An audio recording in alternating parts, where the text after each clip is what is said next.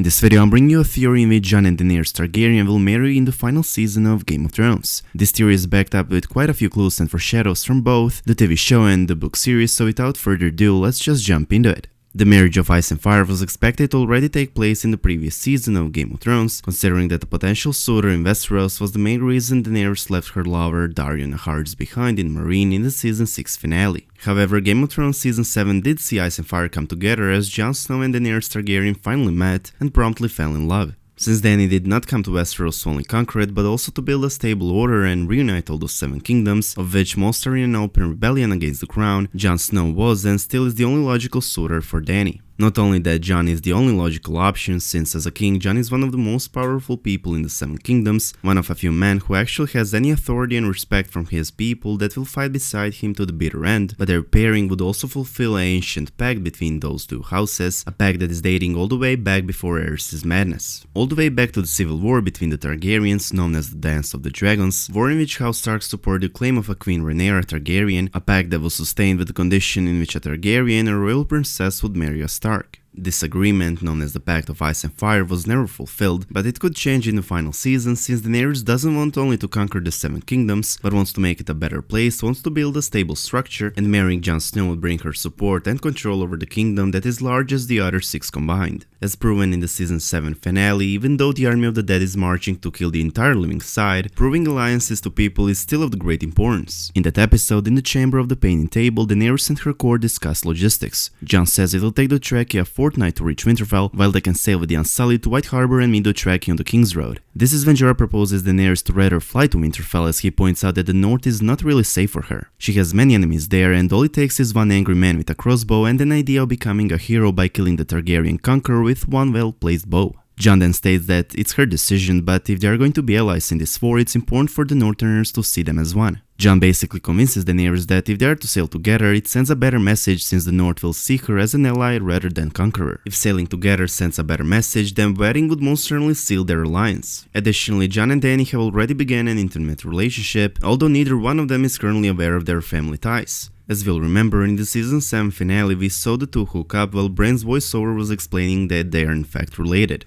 Since Jon and Dany are headed to Winterfell, it is likely that Bran and Sam will reveal the truth about Jon's true heritage early on in the season. Clearly, this revelation of Daenerys being Jon's aunt will come as a huge shock to both of them and will most certainly change their relationship. Even though incestuous pairings have never bothered Targaryens, and some might even say that it will not bother Jon and Daenerys either as they are Targaryens themselves, you're completely wrong. Targaryens did spend over 300 years wedding brother to sister in order to keep their bloodline pure, true. Daenerys' parents, Aerys the Mad King and Rhaella were siblings, and Daenerys did grow up believing she would marry her brother Viserys, also true, but it simply is not the same. Even though intermarriage is accepted in Westeros and expected for Targaryens, Jon was not raised as a Targaryen and likely will not embrace their family traditions. As proven numerous times, Jon Snow is as honorable as Ned Stark, and in this case, his honor and very stoic sense of right and wrong will most likely prevent him from continuing a relationship with his aunt. Throughout the series, it has been established that first-degree incest outside of the Targaryen family, such as Craster and his daughters, and of course the most popular incest couple, Jaime and Cersei, is considered wrong and immoral.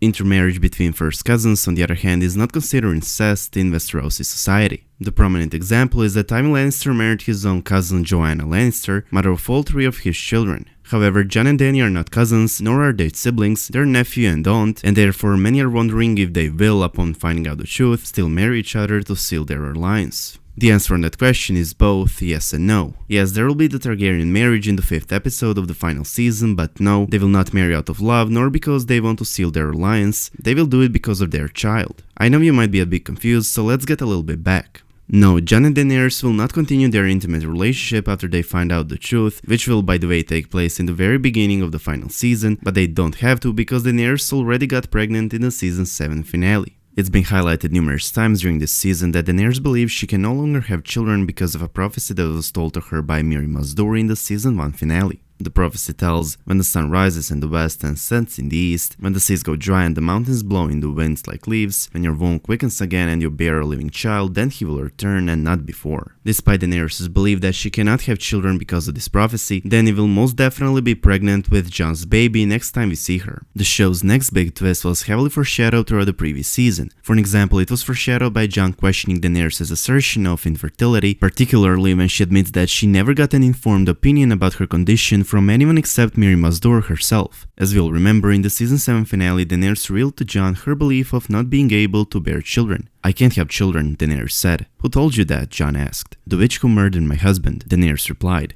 In case you don't remember, Miri Mazdur was the witch who killed Daenerys' unborn child and put Khal Drogo in a vegetative state. Miri Mazdur wanted to push Daenerys and Drogo for killing her people. Daenerys asked Miri Mazdur when Drogo would be as once he was again. "When the sun rises in the west and sets in the east," Dur said on the show. "When the seas go dry and the mountains blow in the wind like leaves." However, the show excluded a significant portion of the witch's prophecy. In the books, she also said, "When your womb quickens again and you bear a living child, then he will return and not before." That is the reason Daenerys believes she cannot bear children. Anyways, when Dany revealed her belief to Jon, he basically called her out on this assumption. "Has it occurred to you she might not have been a reliable source of information?" Jon says of Dur. Just as Jon pointed out, the witch who killed her husband and cursed her is not a reliable source of information as to her current health. Additionally, Jon Snow becoming a father was foreshadowed a few times as well, with the most prominent one being Jorah talking to Jon about Jon's future child. When Jon offered to give Longclaw back to House Mormont, Jorah refused as he brought shame on his family and therefore he has no longer the right to wield the weapon. More importantly, Jorah stated that the sword must remain with Jon as his father wanted and it has to pass to Jon's son once Jon dies, not to him nor anyone from House Mormont. When he insists that Jon keeps the sword, he basically regifted Longclaw with these words, "May it serve you well and your children after you." Long story short, Dany definitely is going to bear a child. Many times the show talks about Dany's infertile state, Dany's dragons as being her only children, the succession line issue and Jon passing Longclaw to his offspring. If Dany could never bear children again, the show would not return to this issue. Instead, it keeps returning to this topic in the same way it keeps returning to Jon's status as a bastard. So Dany is most likely getting pregnant, we're all expecting the Targaryen marriage, but having in mind that Jon will almost certainly find out about his true parentage almost at the same time Daenerys tells him that they're about to have a baby, quite a amount of fans also doubt that this marriage will actually take place. Well, here's a huge surprise for you, this marriage is actually happening a bit later in the season. I know you're still wondering, how does Daenerys being pregnant change the fact that they are related, which of course it doesn't, and therefore why would they marry, but give me a few moments to explain it to you. Even though both of them will without a doubt refuse to even think about the marriage, whether it's political or out of love, in the beginning of the season upon learning that they're nephew and aunt, they'll have even stronger reasons to do so later in the season, and that reason is going to be Daenerys' pregnancy.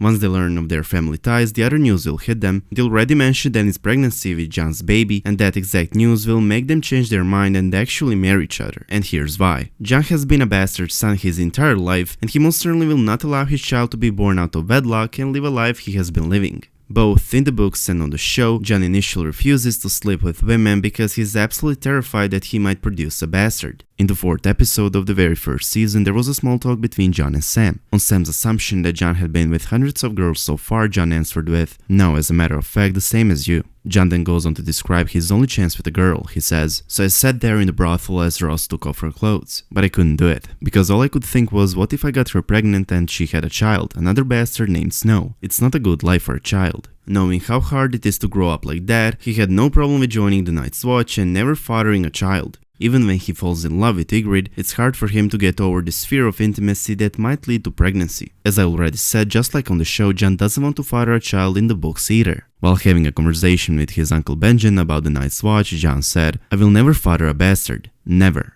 The fact that Jon himself is not actually a bastard but a legitimate son of Rhaegar Targaryen and Lyanna Stark and true heir to the Iron Throne is highly ironic of course, but it doesn't change the way he grew up and it most definitely will not change his desire not to bring another bastard named Snow into the world. In conclusion, the final season will see the Targaryen marriage once Daenerys reveals her pregnancy to Jon and the only reason being their child. If this theory comes true, what color do you think would label this wedding? Don't forget that we've already had red and purple wedding.